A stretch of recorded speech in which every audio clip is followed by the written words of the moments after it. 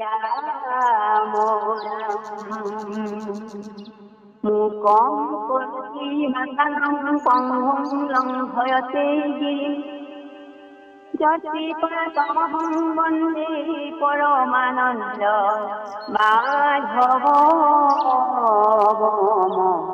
ৰাম ৰাম ৰাম।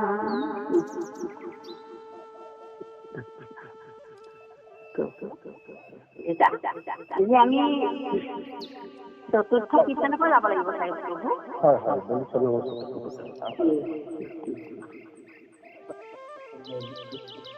আমি আগবাঢ়িছো প্ৰভু। আজি আমাৰ 24 খণ্ড।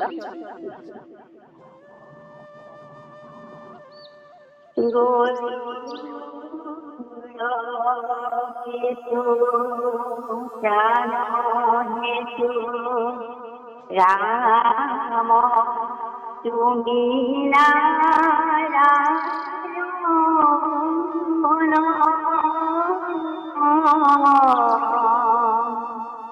জানি লইলু তোমাত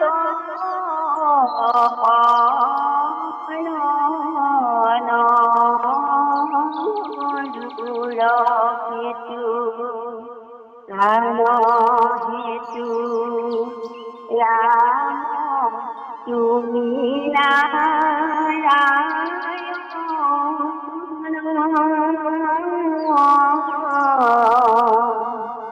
জানি লইলু তোমাত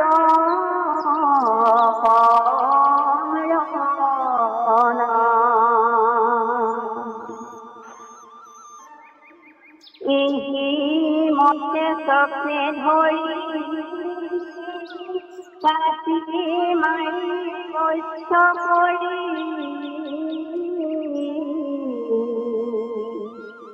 কচু দানৱ দিলে দৈত্য গণু হুয়া কান মুণ্ড নলাৰিয়া থাকিল বলিৰ বাক্য মানি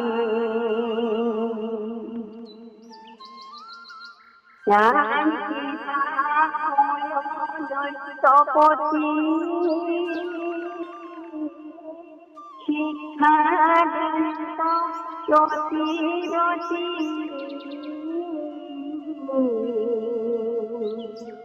শুনিও সমস্ত দানৱ যিটো হৰি কথা কৈ হৰি নাম সদা লয় মোৰ পৰম বান্ধৱ।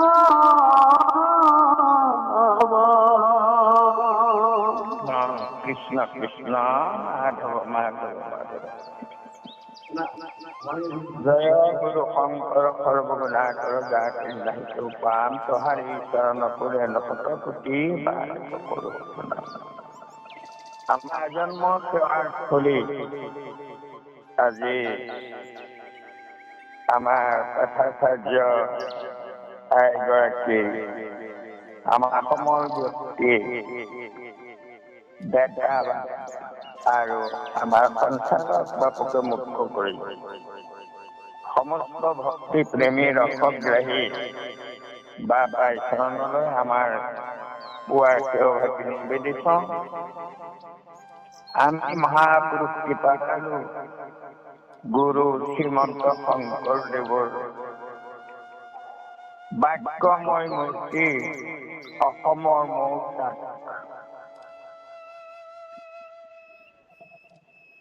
কীৰ্তন পুথিৰ জৰিয়তে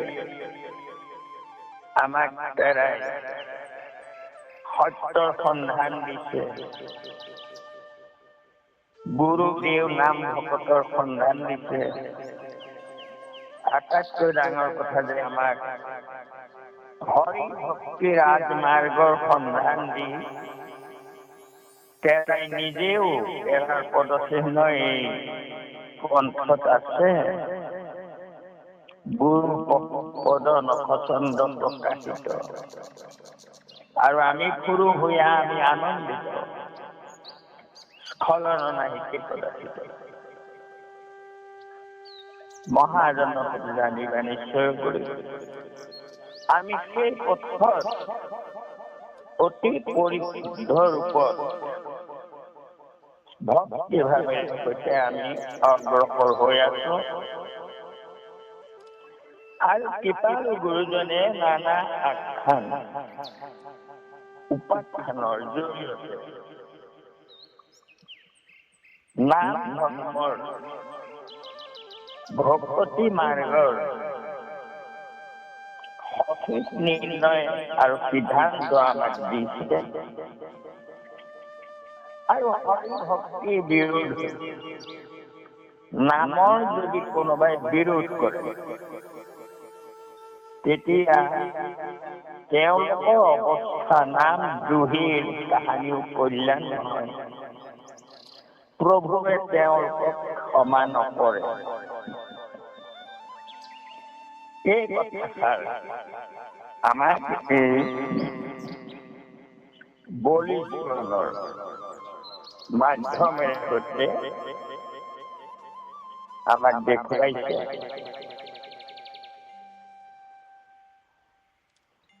এয়া পৰমাৰ্থ কথা যে আমি যিসকল ভক্তি বিৰোধী নাম বিৰোধী সেইসকল দৈত্য আৰু তেওঁলোকক প্ৰভু ভগৱন্তই নামৰ দ্ৰোহীৰ কাহানিও কল্যাণ নহয়। ভগৱন্তৰ সুদৰ্শন চক্ৰই তেওঁলোকক শাস্তি দিব। এতিয়া আমি ভগৱন্তও নাই, আমাৰ মাজত প্ৰকাশিত ভাৱে নাই।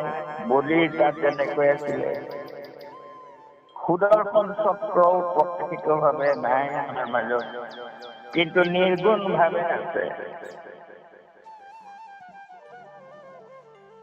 আমাৰ নাম নিৰ্গুণ, ভক্তি নিৰ্গুণ। সেই নিৰ্গুণ ৰূপে বিদ্যমান প্ৰভু ভগৱন্ত আমাৰ মনতে আছে। ক্ৰিয়া কৰিবই, আমি নেদেখিব পাৰো, কিন্তু আমাৰ এই ক্ৰিয়া কৰিবই। এতিয়া আমাৰ মনৰ দৈত্যবোৰে আমাক ইন্দ্ৰিয়বোৰ দৈত্যৰ ব্যৱহাৰ কৰে নেকি? কেতিয়াবা কৰে। কেনেকৈ কৰে? এতিয়া আমি একান্ত মনে সকলোৱে শ্ৰৱণ কৰি আছো, কিন্তু আমাৰ ইন্দ্ৰিয়বোৰে শত্ৰু ইন্দ্ৰিয়বোৰে লিপ্ত হয়। এই যে একান্ত মনে আমি শ্ৰৱণ কৰি আছো, থাকোতে আমাৰ মনটো আমি শ্ৰৱণ কৰি আছো। এই শ্ৰৱণত নিয়োজিত হৈ যেতিয়া আমাৰ মনটো আছে, সেই সময়ত আমাৰ চকু দুটাই যদি কোনোবা ফালে চাই আছে, কিবা কথা ভাবি আছে, চকুৰ লগতে মনটো দৌৰ মাৰিলে আৰু আমি দেখা পালো যে আমুক গৈছে সেইপিনে, বা কিবা গাড়ী মটৰ গৈছে, কিবা কিবি, মনটোতো তালে দৌৰ মাৰিলে চিধাই। গতিকে আমাৰ শ্ৰৱণত ব্যাঘাত হৈ গল, ভকতিৰ বিৰোধ হল, নামৰ বিৰোধ হল। তেনেকৈ আমি ঈশ্বৰৰ কথা শুনি থাকোতে যদি অন্য কথালৈ কাণ গুচিব লাগে, অন্য শব্দবোৰ ক'ৰ পৰা আহিছে, কি হৈছে, তেতিয়াও নামৰ দোষৰ দৰে হ'ল। গতিকে প্ৰথমতে আমি সেই প্ৰহ্লাদে কৈছিলে, নিজিনিয়া শৰীৰৰ শত্ৰুত্বই জিনিলো জিনিলো বুলি কয়। গতিকে আমি সদায় এই কথাষাৰ মনত ৰাখিব লাগিব যে আজি আমাৰ মনতে আমাৰ এই ইন্দ্ৰিয়বোৰে আমাৰ মায়াৰ ভোগ বিলাসবোৰে আমাৰ মনটো ভকতিৰ পৰা আঁতৰাই নিব খোজে। গতিকে আমি সদায় মনত ৰাখিব লাগিব যে আমি প্ৰভু ভগৱন্তৰ সুদৰ্শন চক্ৰ যদি আমি একান্তভাৱে এই শ্ৰৱণত মন দি আছো, বুজিবলৈ চেষ্টা কৰিছো, আমাৰ কৰ্তব্য বুলি ভাবি লৈছো, তেতিয়াহ'লে ভয় কৰিব নালাগে। ভগৱন্তৰ সুদৰ্শন চক্ৰই আমাক সেই বেয়া ভাৱবোৰৰ পৰা, আমাৰ ইন্দ্ৰিয়ৰ সেই স্বভাৱবোৰৰ পৰা নিবৰ্তন কৰাব আমাক। মাত্ৰ কথা হ'ল আমি একান্তভাৱে প্ৰভুৰ চৰণত মনটো অৰ্পণ কৰি লৈ আমি শ্ৰৱণ কৰি থাকিব লাগে। আৰু শ্ৰৱণ কৰিব লাগে মানে আমি বুজি বুলি মই কৈ আছো যে আমি বহুত বাৰ পঢ়িলো, মুখস্থ কৰিলো, এইবাৰ আমি পঢ়িছো, বুজিম আমি কি আছে প্ৰকৃততে কথাটো। আৰু বুজাৰ পিছত আমি শত্ৰুৰ বিৰুদ্ধে যুঁজিম, অৰ্থাৎ মনবৰি কাটি সুখে ভৱ নদী তৰা। গতিকে আমি এইবাৰ বুজিম, বুজি আমি তদলৈ গুচি আহিছো, আৰু তাৰপিছত আমি ৰহস্য প্ৰাপ্তি হম। যে কি নহওক আমি সকলোৱে একত্ৰিত হৈ একান্ত মনে আমি এয়া মহাপুৰুষৰ বাক্য ৰূপী এই কথা আমি শ্ৰৱণ কৰিছো, আমাক জ্ঞান দি আছে। আজি আমি বলি চলনৰ চতুৰ্থ কীৰ্তন, কিন্তু মোৰ কীৰ্তন ভাগত যিজনা ঘোষা আছে, এধানিয়াই কোনখন কীৰ্তনৰ পৰা পঢ়িছে বাৰু?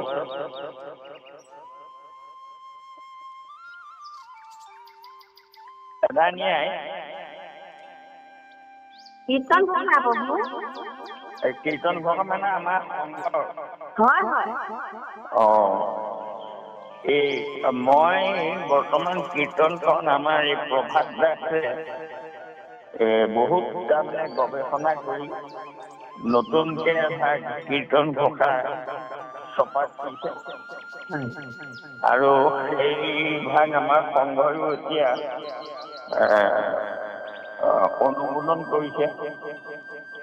আমাৰ সংঘৰ ছপা কৰা কীৰ্তন ঘোষাত বহুত ভুল ছপা হৈ আছে, আৰু গতিকে বাৰু যে কি নহওক, এতিয়া আমাৰ কথা হ'ল ঘোষা জনাই ইফাল সিফাল হলেও একো কথা নাই, গোৱা হৈছে। আৰু সেই ঘোষা জনা গোৱাটো সুন্দৰ হৈছে, আৰু এধানিয়ে চৰক আজি আৰম্ভ কৰিছে, সুন্দৰ উচ্চাৰণ সুন্দৰ হৈছে, আৰু পৰিবেশন সুন্দৰ হৈছে। তাত কোনো হেৰি হোৱা নাই, সুসঞ্চাৰ সুন্দৰ ভাল হৈছে। মাত্ৰ এই এটা কথা যে আমি যত কৃপা বুলি, যত কৃপা তমং বন্দে পৰমানন্দ মাধৱম, এই সংস্কৃতত তাৰমানে যতো নাই, উচ্চাৰণটো নাই। যেনে যুগে যুগে নহয়, সেইটো যুগে যুগে বুলি যাব লাগে। এই আমাৰ যে অন্ত্যস্ত জ বুলি কওঁ, তাৰমানে আমাৰ ভিতৰত জটো উচ্চাৰণ হয়, আৰু সেইকাৰণে যুগে এনেকুৱা হয় ভিতৰতে উচ্চাৰণটো হ'ব লাগে ইউগে ইউগে এইদৰে উচ্চাৰণ হ'ব লাগে। সেইকাৰণে গীতাৰ স্বৰূপ গাঁৱতে আমাৰ এই মহাভাৰতৰ হেৰিয়াত যে গায় সেই তেতিয়া তাত ইউগে ইউগে বুলি কয়। কাৰণ সংস্কৃতত উচ্চাৰণ নাই। এইটো যি কি নহওক আকৌ যত কৃপাটো ইয়ত কৃপা বুলি গাব লাগে আৰু বাকীখিনি ভাল হৈছে। কিন্তু এই পদে গাওঁতে 24 ছন্দ ইয়াত এধানীয়ে গোৱা সুৰটো ঘোষাৰ সুৰ। ঘোষাৰ 24 ছন্দ গোৱাৰ সুৰ আৰু কীৰ্তন 24 ছন্দ গোৱাৰ সুৰটো তাৰমানে শিকিব লাগিব। এতিয়া ঘোষা জনা হৈছে সুন্দৰ হৈছে, তাত হেৰি নাই, মাত্ৰ এই গোৱাটো কীৰ্তনৰ সুৰটো অকণমান বেলেগ। এই মতে চক্ৰে ধৰি কাটি মাৰি বচ কৰি কত দানৱক দিলাই আনি দৈত্যগণতা সহুয়া কান মুণ্ডন নাৰিয়া থাকিলা বুলিৰ বাক্য মানি কৃপাময় দৈত্যপতি শিক্ষা প্ৰতি প্ৰতি শুনিও কমতে দানৱ যিটো হৈ কথা কয় হৰি নাম কদাল সিহি মোৰ পৰম বান্ধৱ। এইটো কীৰ্তনৰ সুৰ 24 ছন্দ গোৱা আৰু এধানীয়ে গোৱাটো ঘোষাৰ সুৰ। গতিকে ঘোষা গাওঁতে সেইটো সুৰতে গাব লাগিব আৰু কীৰ্তনত সুৰটো তাৰমানে অকণমান হেৰিকে এইদৰে গাবলৈ চেষ্টা কৰিলে ভাল হ'ব নে? এই মতে চক্ৰে ধৰি কাটি মাৰিব চকুৰি কত দানৱক দিলাই আনি দৈত্যগণতা সহুয়া কান মুণ্ডন নাৰিয়া থাকিলা বলিৰ বাক্য মানি। এইটো সুৰত গাব। এই যে এতিয়া এই জনাৰ অৰ্থটো হ'ল যে ৰাম নিৰঞ্জন হে নিৰাকাৰ নিৰঞ্জন হৰি হে ৰাম নিৰঞ্জন হৰি। এয়া আমি ঘুকি থাকিব লাগে। নিৰঞ্জন হৰি নিৰঞ্জন হৰি ৰাম নিৰঞ্জন হৰি। যেনেকৈ আমাৰ হেৰিয়াতো দিছে ৰাম নিৰঞ্জন পাতক ভঞ্জন, তেনেকৈ এই নিৰঞ্জনটো ভগৱন্তৰ নাম, হৰি ভগৱন্তৰ নাম। এই নাম আমি অহৰহ আমাৰ মনত ঘুকি থাকিব লাগে। আৰু তাৰপিছত আমি এই ঘোষাৰ তাৰমানে পদৰ মাজেদি আমাক যিখিনি কাহিনী কৈ আছে সেইখিনি আমি বুজিব লাগে যে নামৰ দোষ আচৰণ কৰিলে এনেকুৱাই হয়। এইদৰে চক্ৰই কাটি মাৰি তাৰমানে সকলোকে বৰ্ষ কৰিলে আৰু কৰি দানৱবোৰক ধৰি কেনি তাৰমানে বলিৰ আগত হাজিৰ কৰাই দিলে। আৰু দৈত্যগণক ভয়ত কি কৰিলে একেবাৰে চুপচাপ কাণ মুণ্ডন নলাৰিয়া মানে একেবাৰে চুপে চাপে বলিয়ে যি কয় তাকেই মানি থাকিবলৈ বাধ্য হ'ল। অৰ্থাৎ সুদৰ্শন চক্ৰই বাধ্য কৰালে। আৰু কৃপাময় দৈত্যপতি শিক্ষাদন্ত প্ৰতি বাৰে বাৰে বলিয়ে কৰোণা কৰি কিমান কৰোণাময় তেওঁ অকল নিজৰ কাৰণে কৰা নাই, গোটেই কুলটো উদ্ধাৰ কৰিবৰ কাৰণে। গতিকে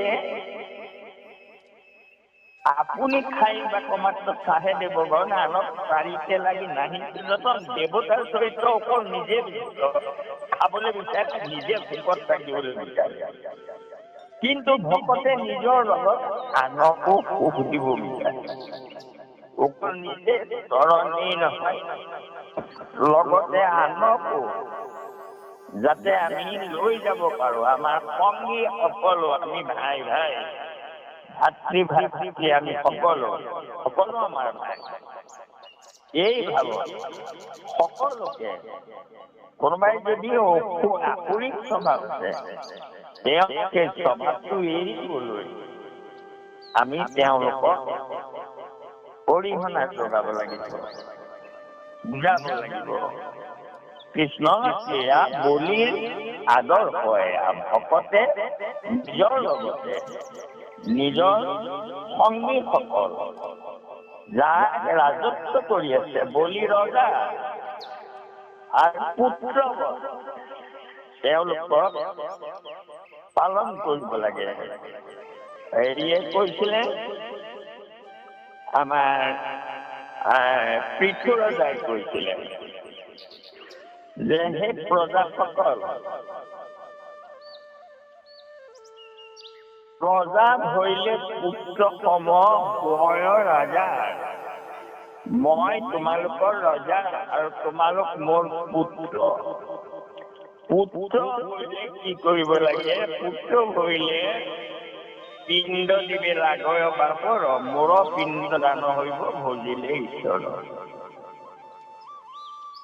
এয়া ভকতৰ কথা। তোমালোকে নাম লোৱা আৰু সেয়ে মোৰ পিণ্ড হব। গতিকে এই কৃপা আৰু বলিয়েও সেই একে কৃপা দেখুৱাইছে দৈত্যগণক।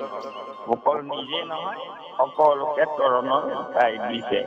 কৃষ্ণ হ'ব কৃষ্ণ দেউতা। আমাৰ কীৰ্তন ভাষা হৰিপ্ৰসাদ হাজৰিকা বাপ আৰু বুদ্ধেশ্বৰ শইকীয়া বাপে আছিলে সম্পাদক। বুজি পাইছো।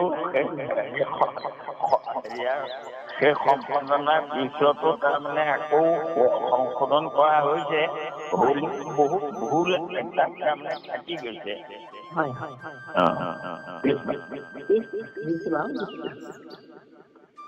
ৰাম কৰ জোৰে বুলু হেৰা, অসুৰ স্বভাৱেৰা, হৰি ভকতিত দিয়াচিত, মুখে হৰি নাম স্মৰণ,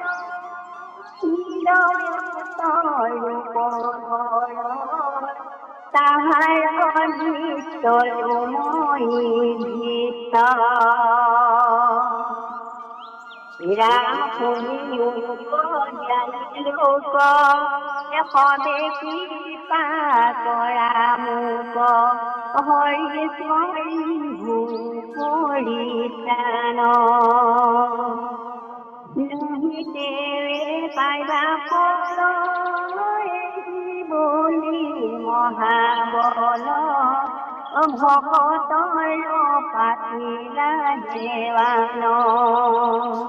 ভকতিৰ এইটো ভকতিৰ হ'ব লাগে। হয় হয়, ভকতৰ দিছে বাৰু, সেইটো নিদিলে।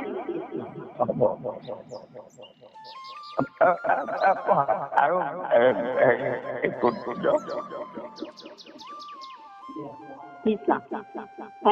কোনে হৰি কথা কয়, কোনে কৈত নাম লয়, নিতে আছিল বাকী, তাহাৰ অনুপজে ভাব, তাহাৰ জীৱন চেঙি দিয়া মাৰৈ প্ৰাণ শান্তি। আৰু আহোনে আৰু ফুৰৈ পাইছ ঘৰে ঘৰে ধৰে জাৰণলৈ হৰি নাম নাম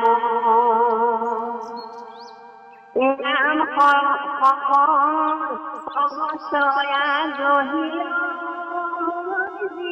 মানে পাঞ্চ থৈ গলা তল গাউৰি বড় চাম কৃষ্ণ মাধৱ হৈছে সুৰটো বাৰু আহিছে আৰু অকণমান হেৰি হ'ব লাগিব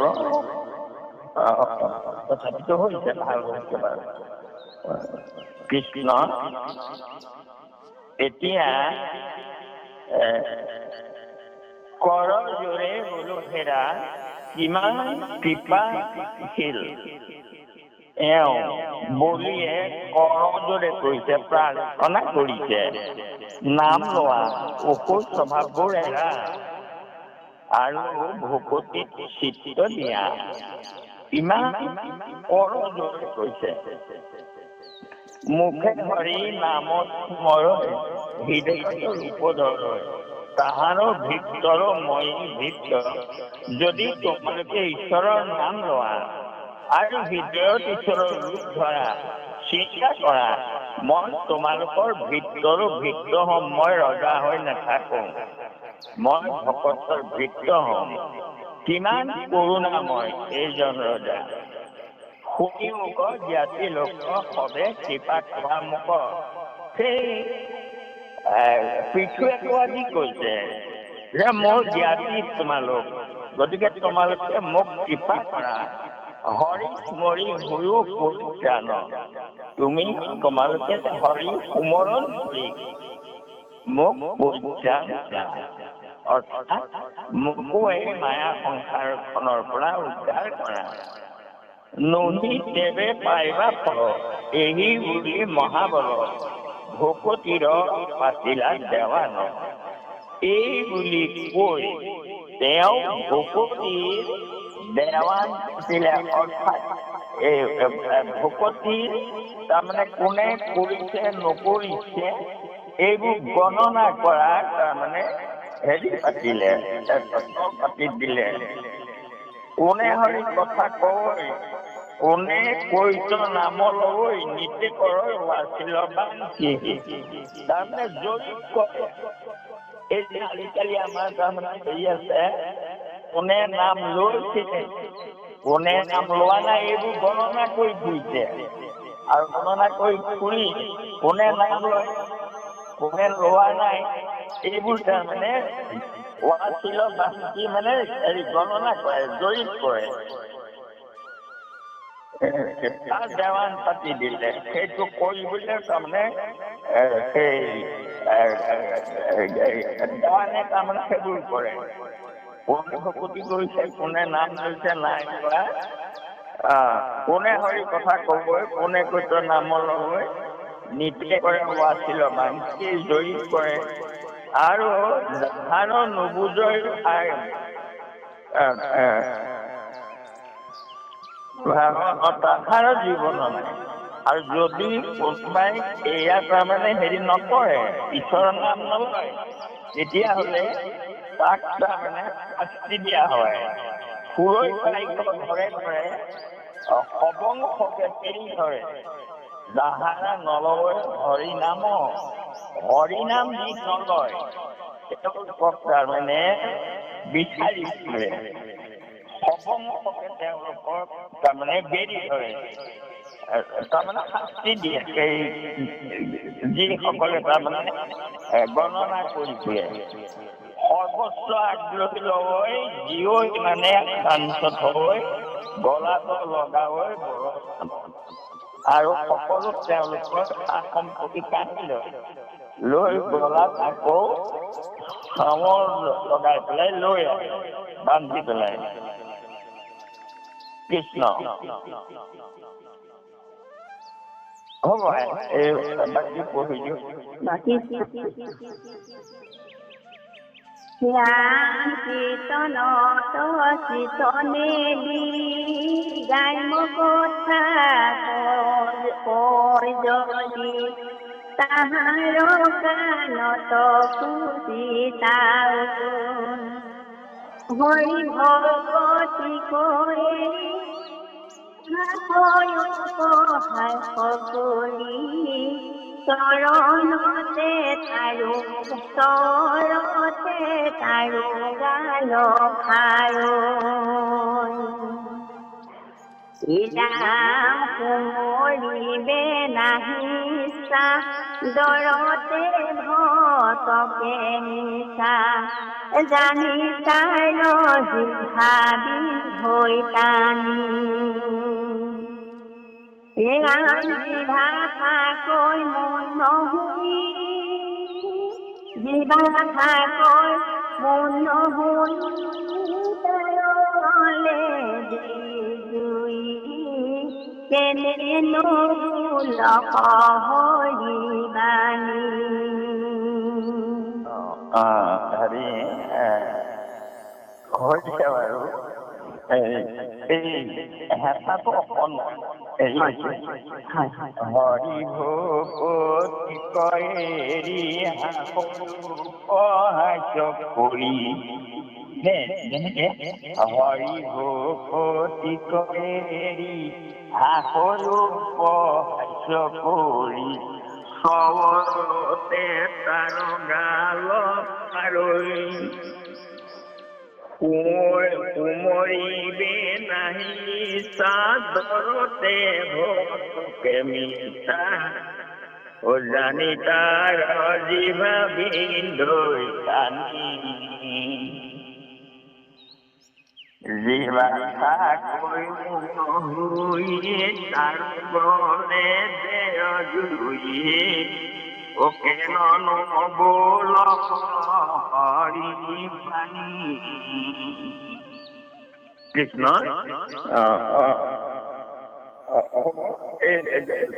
এই কুটু গাই শেষ কৰি দিয়ক মই অৰ্থটো কম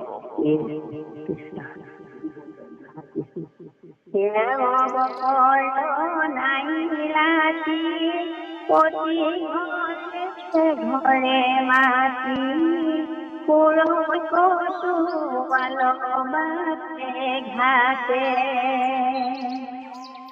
কতকে বজাও ঘেৰি যাব জাগ নিন্দাই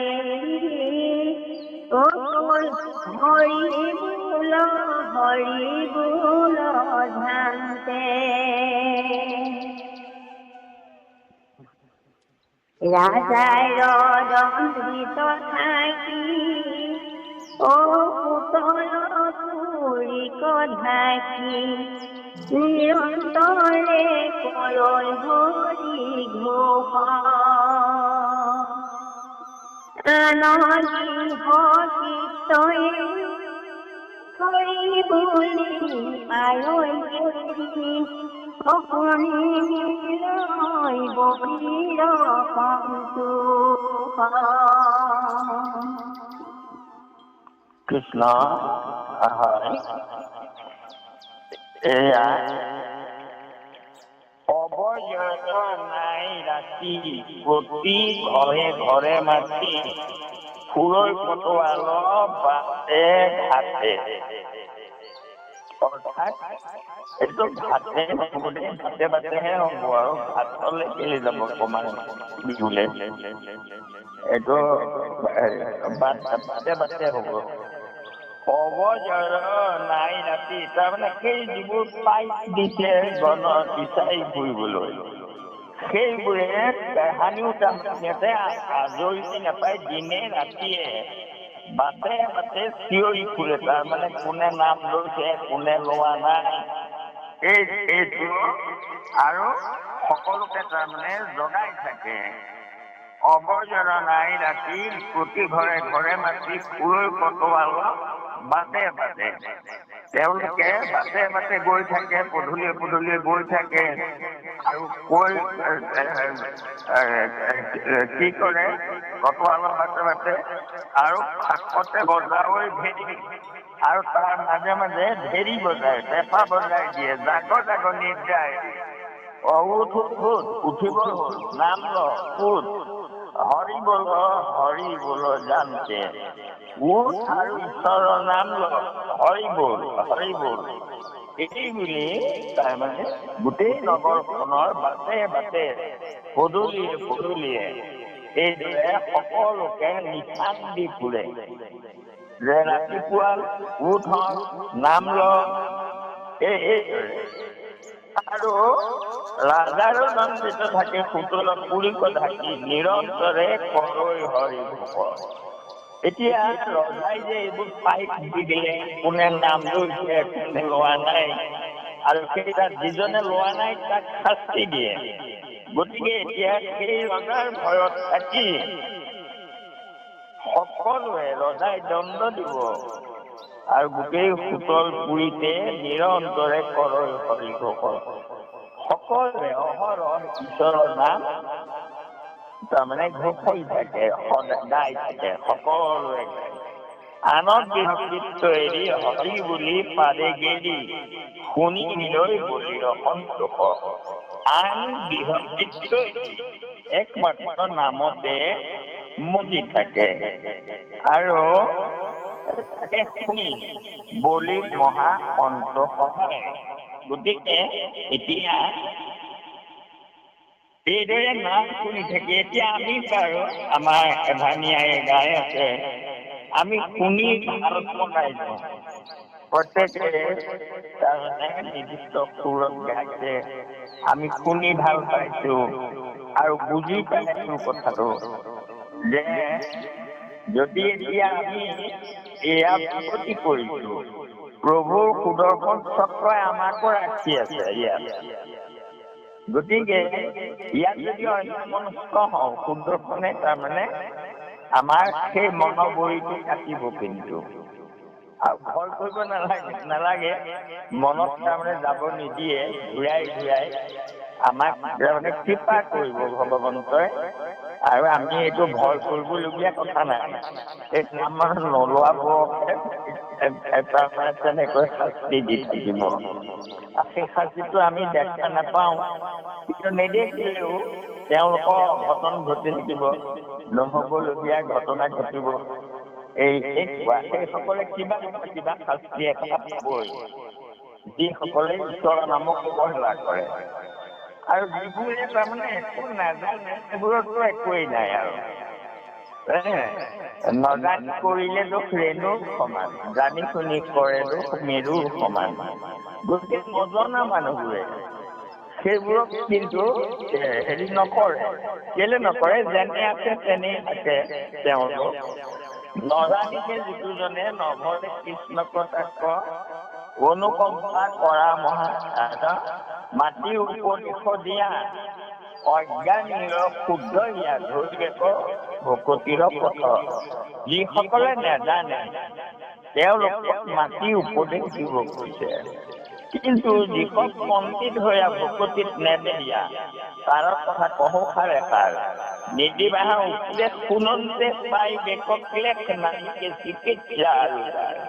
কিন্তু যিবোৰ আচলতে ভকতো নহয় আৰু তাৰমানে দুষ্ট ভকতো নহয়, তেনেকুৱা এটা শ্ৰেণী আছে।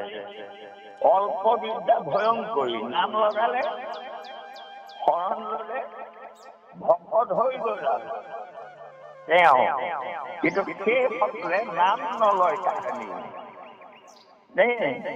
শৰণ ললে কিন্তু নাম নাহে মুখত।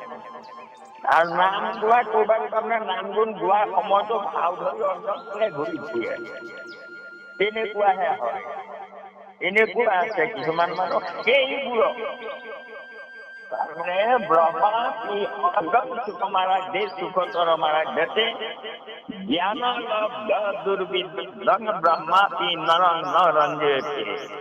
নীতি শ্লোকত আছে, অজ্ঞসকলে সহজে বুজি পায়, অজ্ঞানীৰ শুদ্ধ দিয়া, মাটিৰ উপদেশ দিয়ে, তেওঁলোকে অজ্ঞানীসকলে শুদ্ধভাৱে ঈশ্বৰৰ নাম ধৰি ল'ব, কিন্তু যিখন পণ্ডিত হৈ ভকতিত হিয়া নিদিয়ে তেওঁলোকক নিদিবা, তেওঁলোকে শুনন্তে তেওঁলোকে তাৰমানে শুনি পেলাই দুখে পাব। গতিকে এতিয়াও সেই কথাটো তেনেকুৱাই হৈছে। গতিকে আমাৰ বলিয়ে কৈ আছে, অনুৰোধ কৰিছে সকলোকে। গতিকে আমিও তেনেকৈ তাৰমানে সকলোৰে উপকাৰ হোৱাকৈ আমি চিন্তা কৰিব লাগে, আমি গাব লাগে। বোলে নাম সোঁৱৰণ কৰি থকাটো অতি সহজ, সেইটোও আমি কৰি থাকিব পাৰোঁ, কিন্তু সেই নাম সোঁৱৰণটো অকল নিজৰ কাৰণে হয়। আমি নাম সোঁৱৰি আছো, কোনেও শুনা নাই, কোনেও দেখা নাই আমি যে নাম মনত লৈ আছো। গতিকে মোৰ উপকাৰ হৈছে, কিন্তু যদি মই ৰাম কৃষ্ণ হৰি নাৰায়ণ উচ্চাৰণ কৰো তেতিয়া কোনে মানে কৰে, গতিকে 10জনৰ উপকাৰ হয়। সেইকাৰণে কৈছে নাম অহৰহ তাৰমানে শুনাকৈ গাবা, আনৰো যাতে উপকাৰ হয়।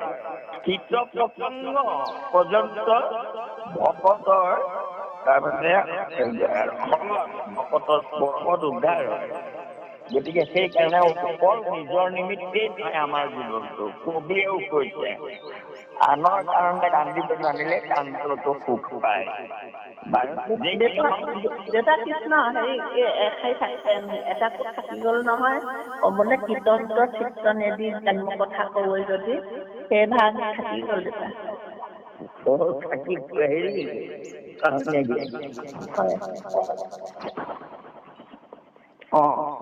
হয় কথাটো।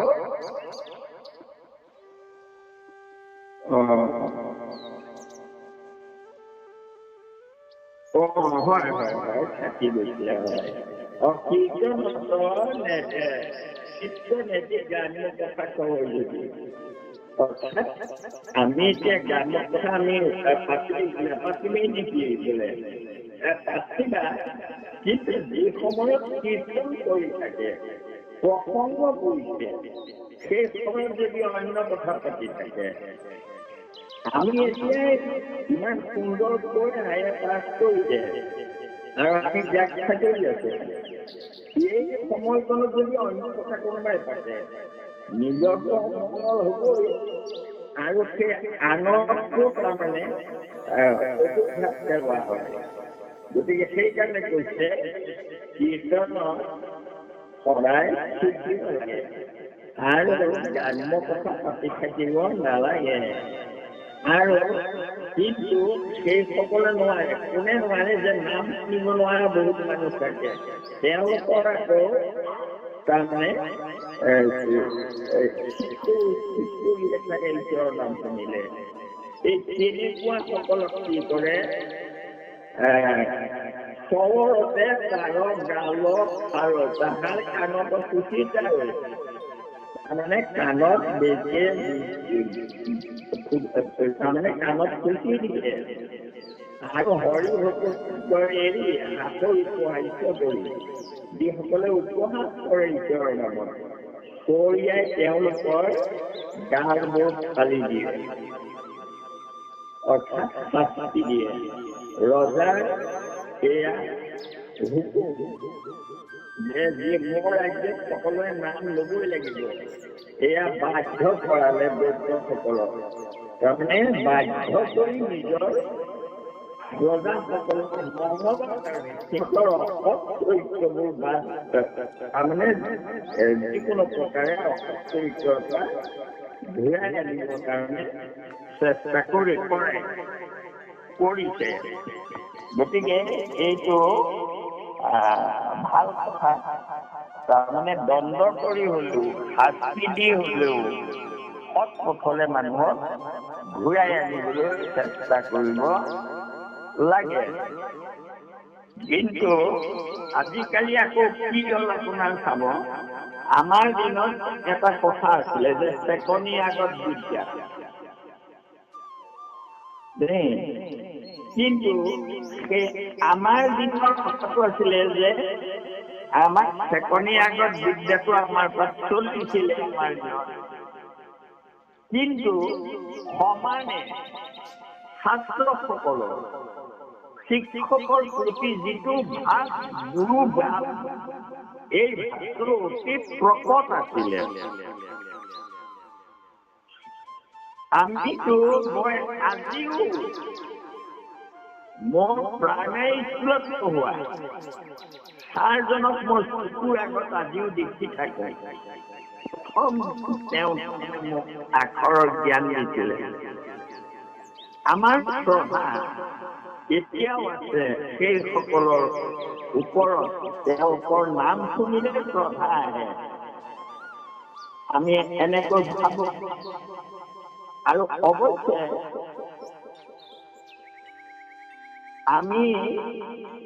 ময়ো ছাত্ৰসকলৰ পৰা প্ৰায় তেনেকুৱা, মই প্ৰথম যিখিনি ছাত্ৰক পঢ়ুৱাইছিলো সেইসকলৰ পৰা তেনেকুৱাই শ্ৰদ্ধা পাইছিলো। কিন্তু আজিকালি কি হ'ল, আপোনাৰ উপায় এনেকুৱা হ'ল, চৰকাৰে ইমান ভকত হৈ গ'ল যে তাৰমানে ছাত্ৰক তাৰমানে মাৰিবলৈও নিদিয়া হ'ল। যে নেদেখুৱাইছে ছাত্ৰ উদণ্ড নহয়। আৰু হৈছে দেখি আছো স্কুলবোৰত এতিয়া। গতিকে আৰু কি হয়, কোনোবাই এঠাত যদি শিক্ষকে মাৰে তেনেকৈ তাৰমানে আকৌ তাতে নিজে তাৰমানে আকুহি বাকুহি অলপ তাৰমানে বেছি কৰি পেলাই নি অভিভাৱকক কয়, আৰু অভিভাৱক তথাপিকে গৈ তাৰমানে এক্সপ্লেনেশ্যন কল কৰে স্কুলত। গতিকে শিক্ষকৰ উপায় নাই এতিয়া, ধমকি দিলেও গণ্ডগোল কৰে গৈ অভিভাৱকবোৰে। মোক কয় অভিভাৱকৰ বৰ্তমান তেওঁলোকে বুজি পায় যে ল'ৰা ছোৱালীক শিক্ষকে কেতিয়াও তাৰমানে চকু জ্ঞান নকৰে। কেতিয়াবা কোনোবাই মাৰি দিয়ে। আৰু এতিয়া আপোনাৰ উদ্যত এতিয়া স্কুলবোৰ উদ্যত। গতিকে এই নহ'বলগীয়া ঘটনাবোৰ স্কুলত হৈ আছে আজিকালি। তাৰ কাৰণ হৈছে কাৰণ এইটো কলিযুগ বা যি নহওক, এতিয়া বলীয়া শাস্তি দি হলেও তাৰমানে ভকত কৰিবলৈ চেষ্টা কৰিছিলে। গতিকে শাস্তি কেতিয়াবা দিবই লাগিব, দুষ্টক দণ্ড দিবই লাগিব। নিদিলে তাৰ বেয়া চৰিত্ৰও উদণ্ডহে দিছে, এতিয়া বেছিহে হৈ গ'ল, উদণ্ড বেছি হৈ গ'ল। এতিয়া স্কুলৰ ভিতৰতে ছাত্ৰই ছাত্ৰক হত্যা কৰা নিচিনা, চুৰি মৰা নিচিনা হৈ গ'ল। হৈছে এইবোৰ টিভিত দেখি আছে এইবোৰ কাণ্ড। গতিকে এতিয়া কলি যুগে তাৰমানে অলপ কাণ্ডৰ ৰূপটো লৈছে নেকি, তেনেকুৱা দেখা পাইছো। আৰু লোৱা ৰূপ কথাটোৱে হ'ল যে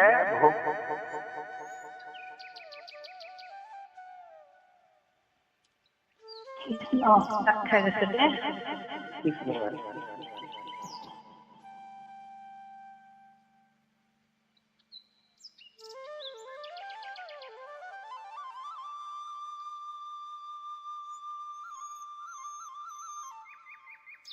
কৃষ্ণ গগৈ বাৰু, মই এঘণ্টা হ'বলৈ কাট খাই যাব এতিয়া, ময়ো কাটি দিছো। আমি গগৈয়ে মিন্টি গগৈয়ে আপুনি আহিব দেই, মই কাটি দিছো। মই মেছেজটো লিখি আছো। কৃষ্ণ কৃষ্ণ।